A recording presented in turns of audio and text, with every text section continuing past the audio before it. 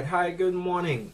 It is the 20th of November 2018, and today I just want to talk about 5 misconceptions that most people have about the Forex market. Because in dealing with a lot of y'all are new to the Forex market, and y'all have received bad information in the past basically, and as such, I want to make sure that I set things right with y'all so that you have proper expectations moving forward. So the first thing that I want to point out, Forex is not a get-rich-quick scheme. That's not what it is.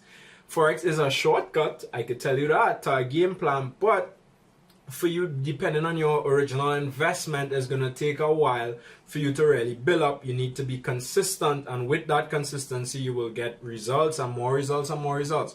Doesn't mean you wouldn't lose along the way. You would lose along the way. Losing is part of it, right? And that brings me to point number 2.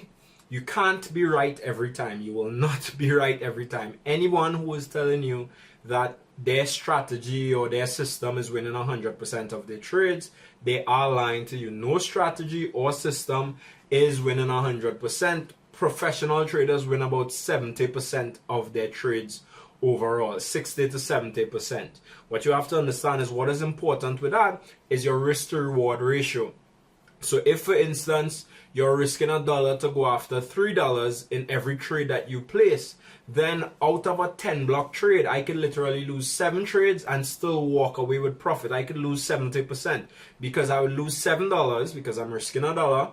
But when I make money, I'm making $3, right? Every time I win. So 3 by 3 is $9. So I'm netting $2 positive. And that's how trading works, guys.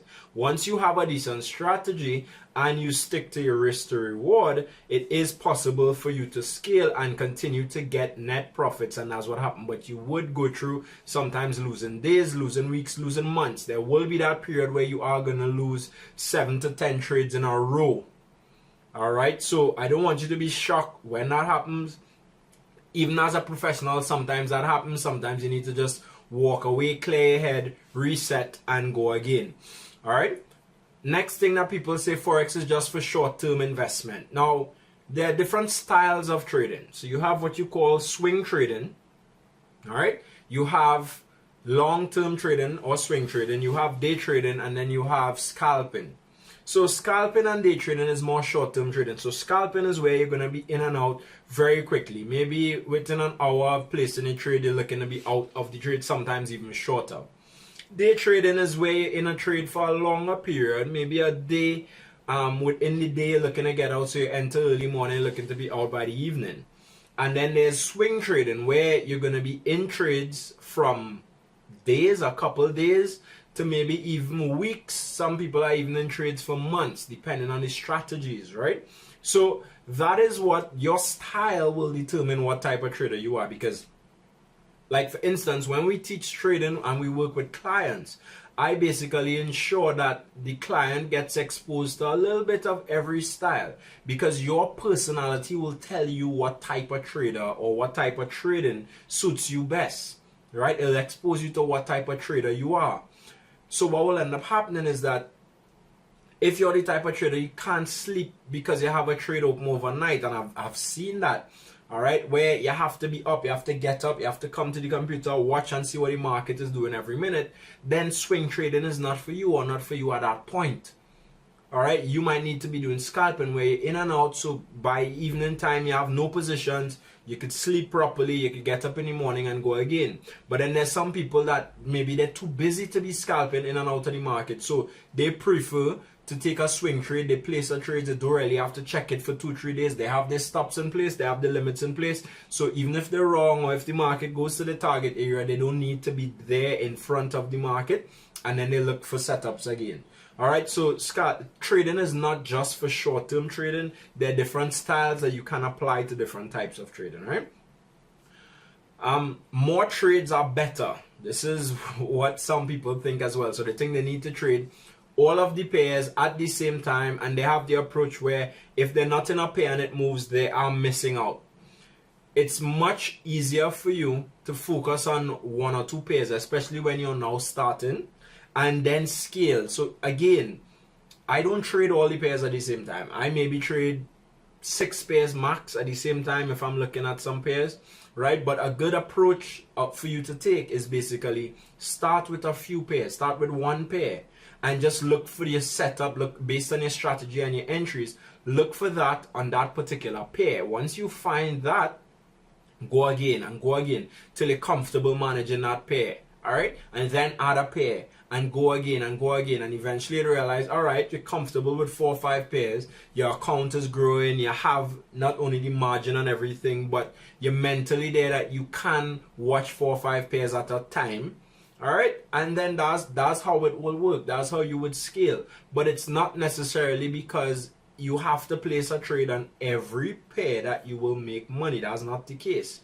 All right, and don't be in the habit of thinking that you're missing out. I know FOMO is real, the fear of missing out, but guys, you need to focus on a couple pairs at a time. Look for your particular strategy. If another pair starts moving and you're not in that pair or you're not looking at that pair, don't just jump in that pair, because what that means is by the time you look to jump in, that move has already started. Sometimes it's even already completed. So if you already had that push, you might be saying, you know what, all right, I need to buy this. This is going up, this is going up. But by the time you buy, the market pulls right against you. And the reason for that is because you didn't stick to your plan. You jump ship and you enter the trade at the wrong time. So focus on the pairs that you are looking at. My routine is I pick out my pairs at the beginning of the week. Sundays, Mondays, I pick out my pairs that I'm going to be looking at for the week, and that is what I look at for that week, right? I might add 1 or 2 pairs if I happen to notice something in time and I can't get a proper entry and the setup matches my requirements. I might take that pair as well, but generally I tend to stick to my pairs, and I'm not going to jump in a trade because it started moving and I'm afraid that I will miss out. All right, and the last thing is people like to feel that the more complex the strategy is, the better. That can be further from the truth, guys. Most successful traders have very simple strategies that are easy to use and easy to understand, that anybody could learn, that children could learn. All right, I remember when I was doing my strategy, basically I taught it to at the time I guess he was about 9, my 9-year-old nephew. And he was able to pick up on it, he was able to do his own analysis, and he was able to learn, guys. Keep it simple, right? You don't need to have 20 indicators on your charts. You don't need to have any of those things. You can keep I know a lot of traders that trade with blank charts, meaning no set of indicators. They would use trend lines, they might use a moving average here or there, but that's generally it. And then I know a lot of traders who the charts look like a NASA diagram. All right, guys, so you need to just keep it simple, straightforward, easy to use, easy to understand. All right, guys, so those are the 5 things I just wanted to mention to you today. So just to recap, it's not a get-rich-quick scheme. You will not be right all the time. It's not just for short-term traders. There are long-term strategies as well, where I like to do what you call retirement trades or retirement money, mortgage money, right? Where you're going to be in a trade for a longer period, but the size of your account does really for your long-term investment. So when you get that return, you're going to be making a lot more than you will make being in and out of the market quickly, right? The more pairs that you trade is not always better. All right, start with a few, get comfortable, and then you could add on. And then the more complex the strategy is better, guys. That is not true as well. It's easier to have a very simple strategy that you could duplicate over and over and over again. All right, guys, so that's it for this week's episode of Let's Talk Trade. I will talk to you all again tomorrow, please God.